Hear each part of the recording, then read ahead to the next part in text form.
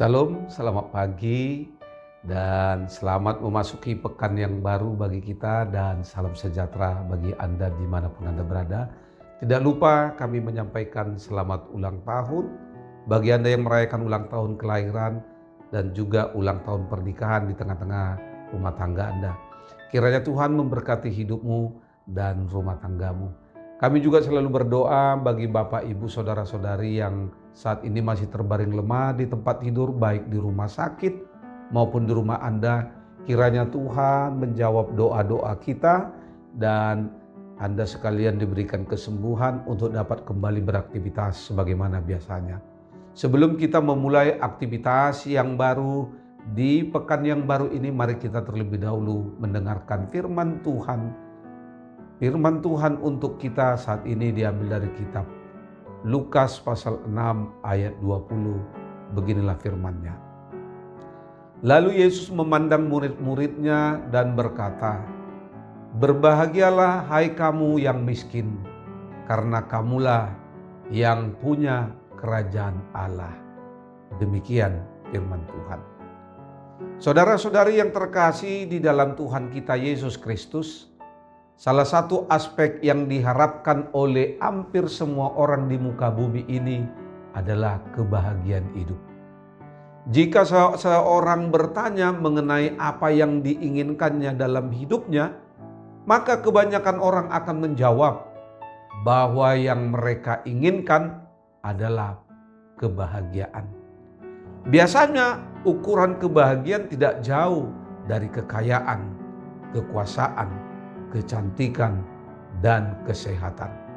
Namun, ada kisah-kisah kehidupan yang ditampilkan bahwa kekayaan, kekuasaan, kecantikan, dan kesehatan tidak otomatis membawa kebahagiaan di tengah-tengah kehidupan kita manusia.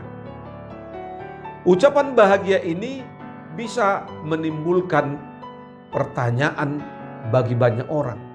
Mengapa orang miskin dikatakan berbahagia? Sementara bahagia menurut dunia adalah yang kaya dan yang berkelimpahan dalam kehidupan. Bagaimana mungkin yang miskin disebut berbahagia? Bukankah kita diminta berjuang, berbuat, berusaha supaya hidup sejahtera, dikenal baik, berstatus sosial tinggi, boleh makan minum sepuasnya dan tertawa untuk menikmati hidup ini? Bukankah itu ukuran kebahagiaan bagi dunia ini? Saudara-saudari yang terkasih di dalam Tuhan kita Yesus Kristus, firman Allah berbicara, "Berbahagia hai kamu yang miskin." Maksud kata miskin dalam firman Tuhan ini adalah sikap yang memperlihatkan di dalam kehidupannya menempatkan Tuhan di atas segala-galanya. Tuhan yang mempunyai segala sesuatu. Keberhasilan dan kesuksesan kita dalam hal apapun itu adalah karena campur tangan Tuhan. Kekayaan, harta benda, pangkat, jabatan, kesehatan, kekuatan adalah karena kebaikan dan kemurahan Allah. Yang kita lakukan adalah bersyukur dan berharap kepada Tuhan dan tidak lebih daripada itu.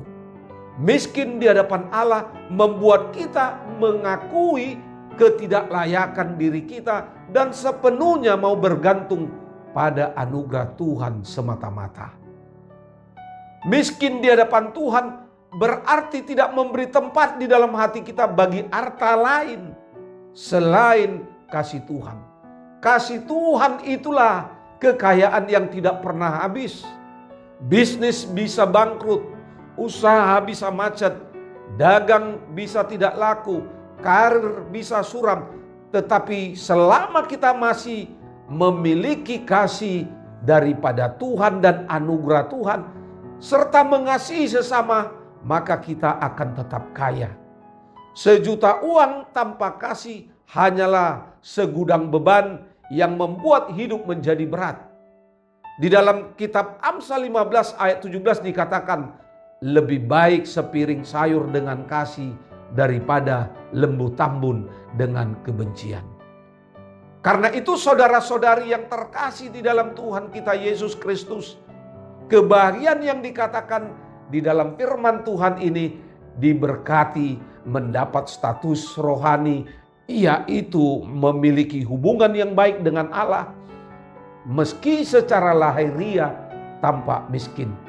Karena itulah Yesus menyebutkan alasannya, karena kamulah yang empunya kerajaan surga.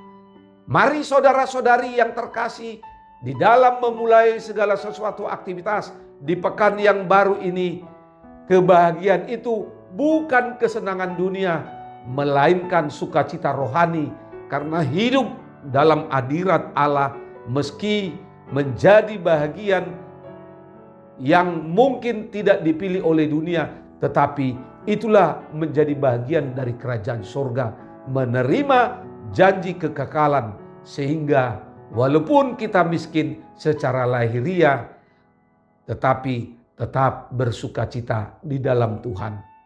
Kebahagiaan yang berdimensi kekekalan, itulah kebahagiaan yang sejati. Selamat beraktivitas di pekan yang baru ini. Tuhan Yesus memberkati. Salam.